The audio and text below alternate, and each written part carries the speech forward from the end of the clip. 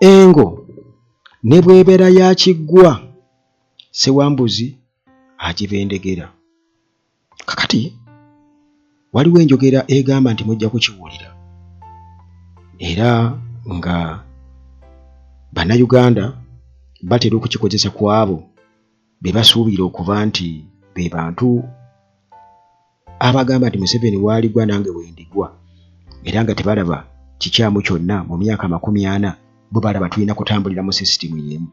Kati obutambi buno nabadde ngeza kugoberera story era nalabye ng'egatta bulungi nti naawe osobola obugoberera n'omanya nti tewali ali safe.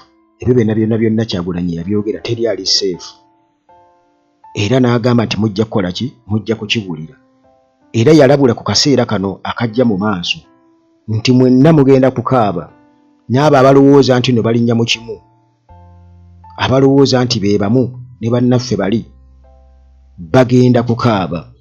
Kakati omukyalo oyo yabadde ategeeza nga bwe baamugezako kumusengula ku ttaka. Abantu bazze ne bakifeesi mbo nga baliyo nga mu 100 ne bamukwata ne bamukuba n'abaana be ne babatwala ne babawamba. Kakati bakifeesi buli omu n'atandika okwetikka buli kimu ky'ayagala. Akutte TV n'agenda, akutte ebbinika y'amasannyalaze n'atambula n'agenda, n'alinnya pikipiki n'agenda. Kugamba ndabalako okubeera nga ebintu babisomba babigabana bugabanyi. Ennyumba ne bagimenya ne bateekawo abasirikale ne babaggalira wabweru. Wabula ono omukyala alaajanira Museveni, alaajanira CDF era n'ayogera ne mu lulimi lwasuubira okuba nti lwebategeera, kubanga ng'alaga nti ddala muntu waabwe mu musaayi ndowooza oba oliawo ne muntegeera, kubanga alaga nti abategeera nnyo era abazze okumutaasa bwe batyo ne badda mu lwabwe ne boogera olulimi lwategeera olulwe ogutali musango. Naye kyendabye mu bino nti teri ali safe kituufu Kyagulanyi nga bwe yagamba, kubanga n'olwo naye alaajana akulaga talina buyambi ne azze okumuyamba naye kennyini tasobola kumuyamba, nazze okumuyamba naye tasobola kumuyamba nti bataddewo abasirikale ekifo ne bakyebulungulula, tebakkirizayo bantu nti ne ba government officials abazze tebabakkiriza kuyingira. Omuyindi aguzeewo era mbu balina eviction, balina order ya kooti, naye ng'engeri gye bakikozeemu mbu bakikozeemu bukyamu, kitegeeza nti waliwo ekikyamu mu kugoba okugulirira kooti okukola kutya. Amanyi emizibu egitandikira eyo, kooti neeyisa mugende mu evicting mugende mukole mutya. Agamba nti awo bamazeeyo emyaka 40,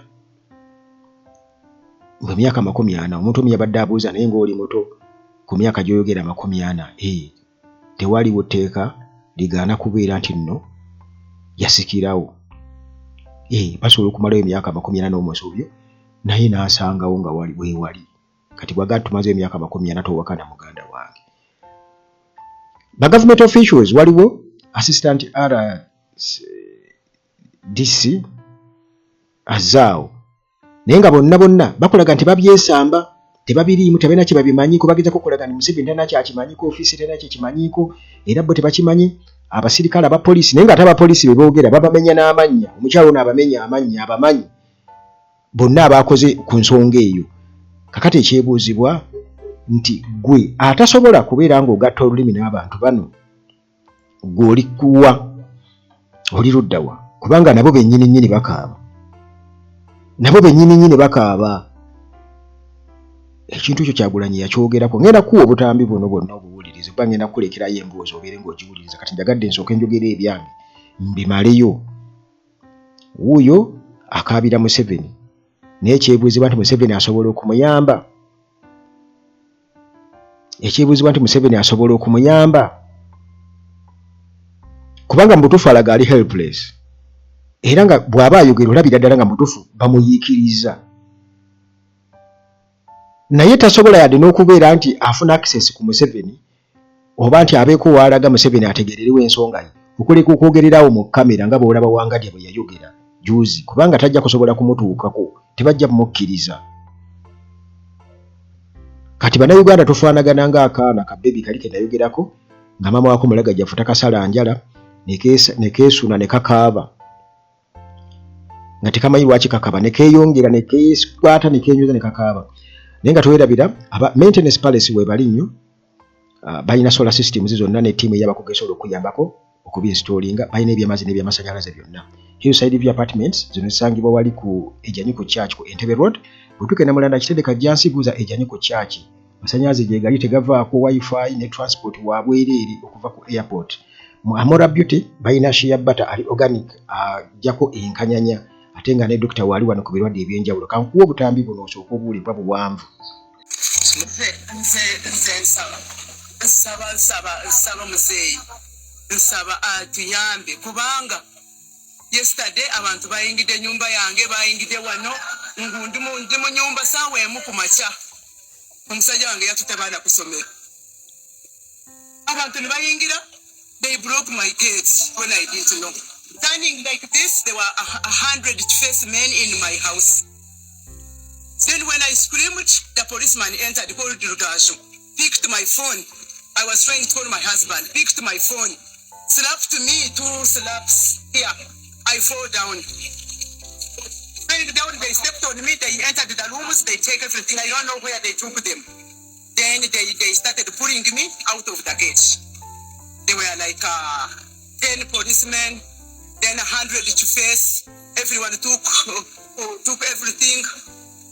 Ebintu byanje byona babitwara. Ona shumazima polisi maze wana myaka 40 years here. If they wanted to evict me, they would call Chairman LC1. They would call RCC of Nakawa. They would call Darigo. They come in laws. Huh? They serve me. They serve my husband. Huh? Then they evict us in peace. Not by killing us, not by the police standing and they beat me. I am here, they broke my leg. Huh? You see my eye. I'm from the hospital. I'm sick. I have a lot of headache. Since yesterday I don't have my phone. It is at Ginger Road. The guys took it. Because they said this lady is going to call. Oh no, mchana agenda kukubira baba tusange wano n'abasirikale. Bampa the order ya sawe munyi no kukikola ninjimara. That's what the guy was saying. That's why Rugashu Yabadayogerejo. What do you want? I want to say to pass with police. Because if police cannot protect us, please, Muzei should take over. Let the army take over. Because we no longer have a police which can protect us. We don't have peace and order. What we studied in schools. What is peace and order? Maybe it is kill and destruction. Because they entered and they demolished everything. When they were putting me, they were cutting my. I had a banana plantation. They were cutting my banana plantation down. Then the caterpillar entered. They were cutting. They put They put my house down. Huh? They put my house down immediately. It is against the kuwaza sawa tano yesterday wano watching tichona because Baba Devanch and with police. Ngamba muzeya tuyambe ne police. Muzeya tuyambe. We cannot own anything. You own 1 kilogram of soil, they kill you. Huh? Yes. As civilians, as your people, your daughter Muzei. Muzei ndumu ndio mwishi wawe, ndumu harawe. Nyonta hani nyazimba, nta hani ndio mkaruru, nta hani koraburi chumwe. Muzei, abantu banteire, police enteire. Batero mwerere wanje. Ona shumuzei, nutuza kushiteka kubona na polisi ya Uganda. Okachita hongwe tuyambe, ife nesha kutwita. Abashaija babesire kunyita, bonganingira kubashira harhanga. Rahanga wese, obutaha mshaba yanyemerdaho. Abashaija babesire kunyita. Ahabo kubangira kwindika byo munzu kitamena ashanga ensi yona. Ejura abashaija basinzire bakifese. Nabakurura mwerere wanje nibenda kumuhamba. Naboroga wandandikire nimboroga kuna taxi mwakusu gashi yagitwara umwojo w'amabara na Ginja Road yagitwara yantere MP ngundi niza kweta abasirikare shimeni nketa banka kababe basana undingire muzeyi ona mazima ntwira mwanya ogu konka hariho omuhindi akazoko yagure papa yatukumanya byaguzire yatandika kuba tugiye twareba yatandika kuja mu mukamo w'umwanya kitwe tutwira aha nyona ashite umushona myaka 16 ndiyo mwanya oguzaliremo abana banje bakurira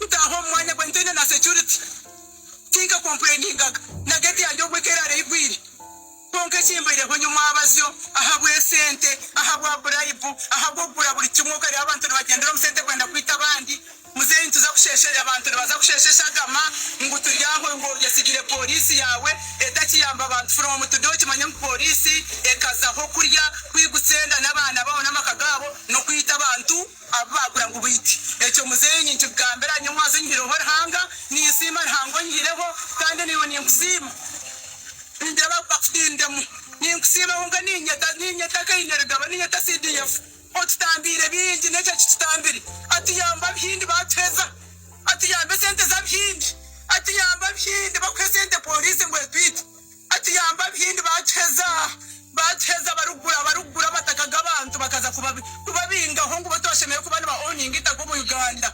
atiyambe CDF tiyambe ginimbu yatiyambe abasheje abante irezi uranereba tuyambe nishaba ubuyambe nishabita karyanje okugarukana yako tubanyire mu buteka tubanyire mutinyire kintu cyona was not served tubasavingire kintu cyona RC wantene cyakumanya kanso wanje tene cyakumanya RCC no bazota kuza kuinfecting abantu RDC ubateire hono wenshi abantu twaye batakikora mirimo yabo CDF mubihe yo PDF taking over tugira obusinge Uganda nibenda kukigarra nko bwamini Uganda nenda kuba ko bwamini abo kuba hati tugitwe tugomugo nyomazo yombe ndiyo mikono ya amini niyo bendum ndebera amini yo wondala rebere umabo yabatana tereza natatu yo wendebere nyomabasyo nyondebere kutegetse bwamini ndebere hanga zide yafu nyamba muzeyi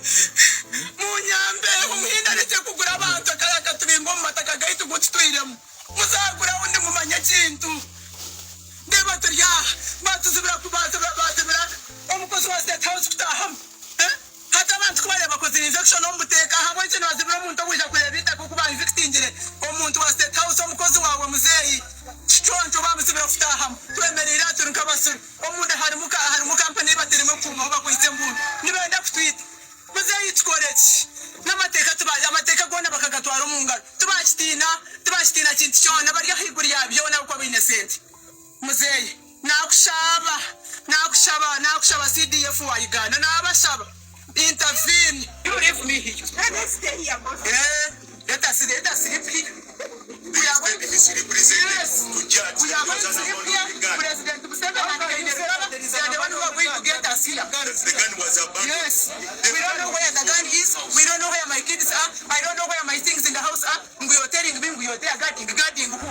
I've been here for 40 years. They're evicting me like a thief. What did I steal? Rossi, did you buy the gun yesterday? From where? They found it. They found it inside with men who were drunk, including the minister. How can you bring how can you my kid of 2 years? My youth, they stole your sons. They stole all my youth, everything in the house. Yes, it is. Amini's daughter. He was here. He was not operation. With Basaja Balaba? Yes. Bogere, Maimuna, Rugazu, and the others. They were here. Who is Rugazu? Rugazu, the chief of operation. What's the operation? Yes, 3 Stone is from Jinja Road. The one who I saw him today even running away. No way. Museveni, we are tired of police. We are tired of police. Yes, ninza kumweta. Kainergaba bibi yaka ni yukna. CDF wetu onyambire Uganda ni nangwa bizoba nyambe yo nindara.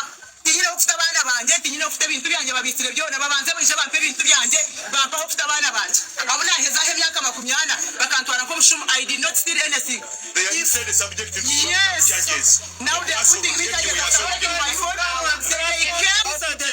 Musajja bwe bamenye nyumba kibatwaze enkoko kiki kibatwaze emmere y'omusajja kiki balese motoka ne batika emmere ne batika n'enkoko zonna enkoko nga bazitwala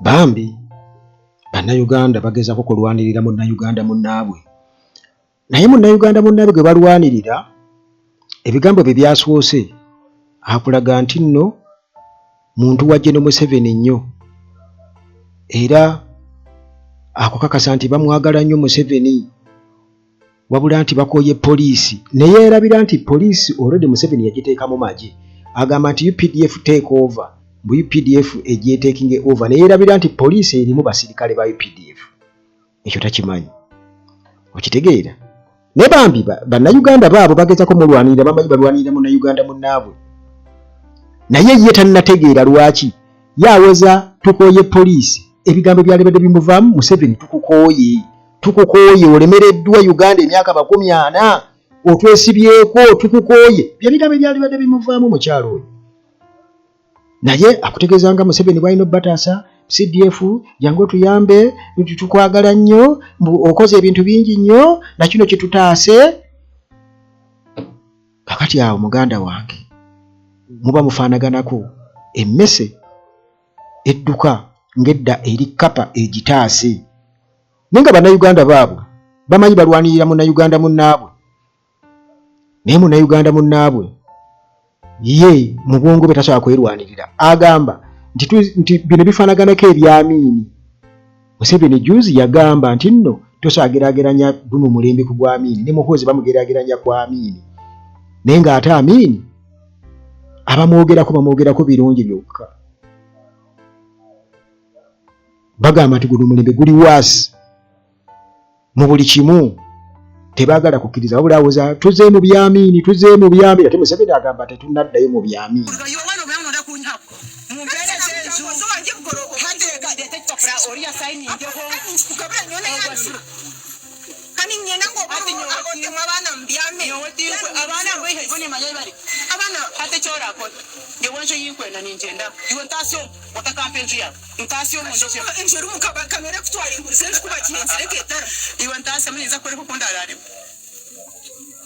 Fiona.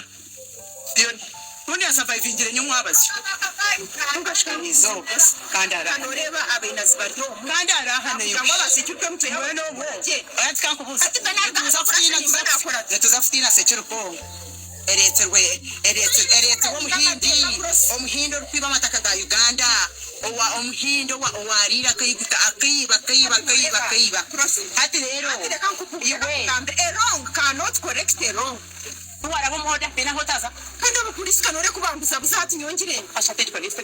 Awulira, a wrong cannot correct a wrong.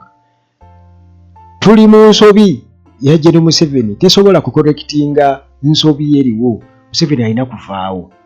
Kakati yamaze n'akubira munne Fiona omutero mulaba nga ali mu byettaka mu bya family n'ajjirawo immediately bwe Munnayuganda omulala wenna ojja gikuba bajjirewo naye yadde ajjiddewo naye akulaga talina buyinza bamuganye n'okuyingira munda waliwo abamusinga era waliwo nga bo tebaagala kumanya okitegeera obubbi we butuuse omuyindi kati gwe Munnayuganda omuyindi yali waggulu gwe Munnayuganda oli mu kifo kyakumeka kuba omuyindi bwe baba balaba wano muyindi ali mu kifo kya kumwanjo nnyo ku gwe Munnayuganda oba okitegeera.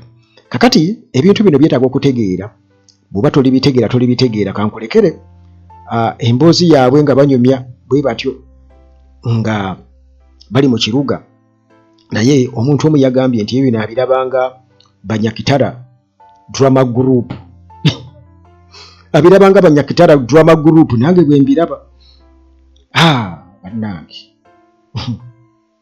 You're sick, wait. The other one is a man. Let him go and be there. Wait, we follow the procedure, we follow the law.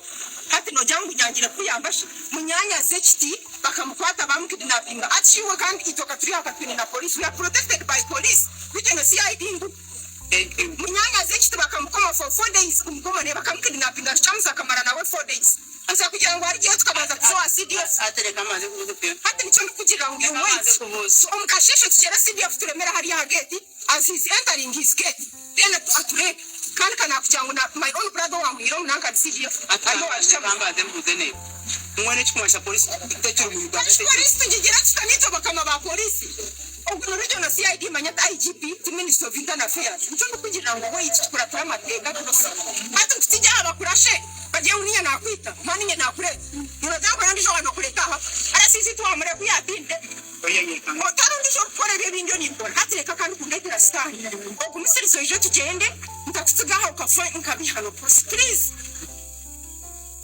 kandi unatukirira CID yakuja unyanje karen tukara ara sisi yajangu ndukare mezo tukora nikikore turosire katforo winjama teka tutakoresha bo mu mushobezinde please Tsuga ashunga ndarahane we takugirira nju ndarahane wa muhanda prosi tusakuba ntugashaki ndireka tugenda mukashishe tukera CID fa geti otapana ashoke that we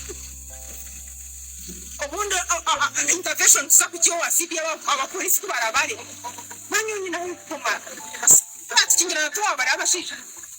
Now when we force into this thing have hope that shape but blending anyowe no kuchija wa CID na RCC tukorobere nyabura ona kawancheza nkaisha tinyine kinarire tinyine kinakozire the whole day have been with you wari sima yangu bidwa nabangamba about illegal eviction ya badeo I was shocked era ne kanze nyo ne ngamba na buli day ntide because wana abantu babadewe emyaka nga 3 n'okusoba abana be balina benkana n'abange like around 18 years 19 abana be benkana n'abange babazalira wano so chances z'okulaba nti omuntu basobola okumwevictinga nga amaze abantu emyaka 3 n'okusoba but what I did of course nagoberedde mateeka bureaucracy za police nyingi next following ne procedures zaabwe I did nengenda mu offices zaabwe nasewa ne police post ne bagambe yakoze eviction is DPC wa Jinja Road n'entuka yo DPC ne yekweka yasobode kundaba yekwese because yabadewo I got an information into yabadewo I met the OC yambulide sabitegede nagamba ate yetalina buyinza wende wa regional or RPC nagenze RPC was out of office but I managed to get a good guard. The regional CID wanaba CID ndoza abantu bara yanyambi ne musaba ne mugamba se nkimanyi bino kolebwa police naye kati nyamba yandese watuse wano nchita RCC era sino batigaliddayo abantu abali eyo balinga rebels naye nga abapolisi be balimu n'abase kiruko guards nenga kiruko guards tebalina kubeera wano nga tebalina kukola RCC kwegamba ebintu byonna ebyakoleddwa wano yabuli mu mateeka na wadde court orders tebasi implementing abwe batyo Party zombi zino okubeerawo. Bino ebintu because enfunda eziwera. Party zombi zino okubeerawo. Court order n'esomwa peacefully. Ne babikiriziganyako. Naye bo bazze ne bafulumya omukyala ne bamusikanga bw'omwayuwulidde abatuuze nga boogera. Later on ne babafulumya ebintu byabwe ne babisuula wansi. They demolished. Nagenza okutegeera nga eno court order ebadde tekkiriza kudemolishinga. So byonna bye baakoze police era Jinja Road erina interest nyingi gyebalina okutulaga. Era singa ate babadde tebalina interest banditukiriza ne tuyingira munda ne tulaba ekyabaddewo. Naye bali mu kukwekerera kintu. There is something they are hiding. Protecting ensobi ze baakoze si bituufu ebyo. Bantu balekera okutwalira amateeka muka. Naddala abapoliisi because they are supposed to protect people n'ebintu byabwe. Naye bw'oyisa bw'oti abantu omukyala n'omanhandling nga gwe omusajja ziffe babadde tebalina bakyala. I don't understand. I am Edwin Vanessa, the Deputy RCC for Nakawa Division. Well, I am here after a very important public outcry that has been on since yesterday over an eviction that was carried out yesterday. And I felt I needed to clarify on quite a number of issues. One, that the office of the Deputy RCC Nakawa Division was not involved in clearing this order. Two, that whereas there was clearance, as they alluded to that fact, there was clearance to effect an eviction. I don't know whether clearance for demolition was equally done.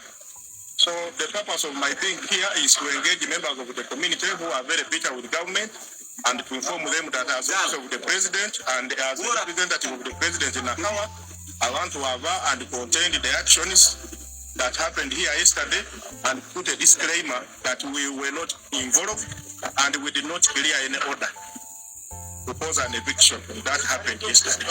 The presence of the private security guards here is equally an issue that I must address henceforth because I didn't know they had deployed them here yesterday, only to come and witness their presence. So as soon as I leave this place, I am going to convene a mini DSC meeting so that we generate consensus going forward to ensure that they vacate the premises henceforth. This we are going to do.